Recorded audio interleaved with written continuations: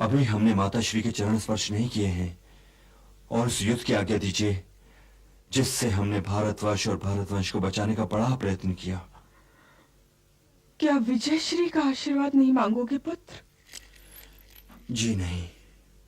क्यों? क्योंकि मैं आपको धर्म संकट में नहीं डालना चाहता। प्रणाम बड़ी मां। प्रणाम ज्येष्ठ माताश्री। प्रणाम बड़ी मां। प्रणाम बड़ी मां। प्रणाम बड़ी मां।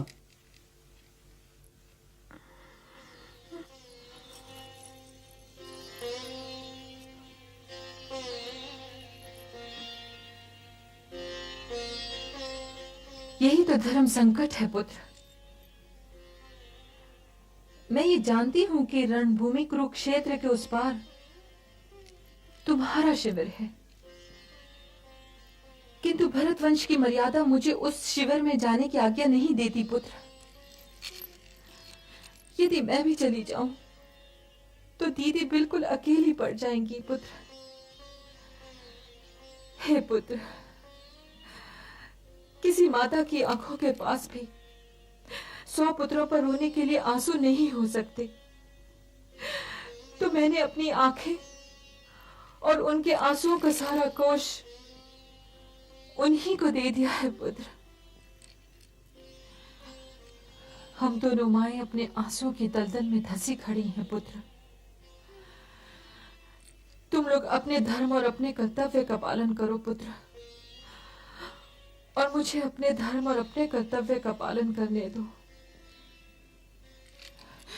ये न भूलो पुत्र कि तुम्हारी माता होने से पहले मैं भरतवंश की कुल वधू हूं,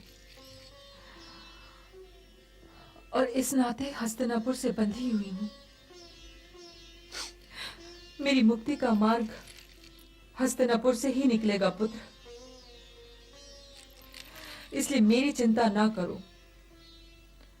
हस्तिनापुर के विषय में सोचो। और हे युधिष्ठिर, रणभूमि में मेरे सहदेव का अधिक ध्यान रखना। पांचाली आपके चरण स्पर्श करना चाहती है माताश्री। नहीं पुत्र, द्रौपदी का यहाँ आना उचित नहीं है। उसे मेरा आशीर्वाद देना और कहना कि उससे तो युद्ध की समाप्ति के उपरांत ही मिलना हो सकेगा। हे अर्जुन, क्या तुम ये बता सकते हो कि युद्ध कब समाप्त होगा? दिन तो नहीं बता सकता माताश्री, किंतु ये अवश्य कह सकता हूं कि जब तक दुर्योधन, दुशासन, गंधर्व नरेश शकुनी और सूत पुत्र कर्ण में से कोई एक भी जीवित है, तब तक ये युद्ध समाप्त नहीं हो सकता। और धर्म और असभ्यता के इन चारों स्तंभों को गिरना आवश्यक है माताश्री, आवश्यक है। कर्ण ने क्या किया है पुत्र? वो तो दुर्योधन का ऋणी है और वही ऋण उतारने का प्रयत्न कर रहा है। दुर्योधन का कोई भी ऋण उतारने के लिए द्रौपदी को वेश्या कहना आवश्यक नहीं था माताश्री।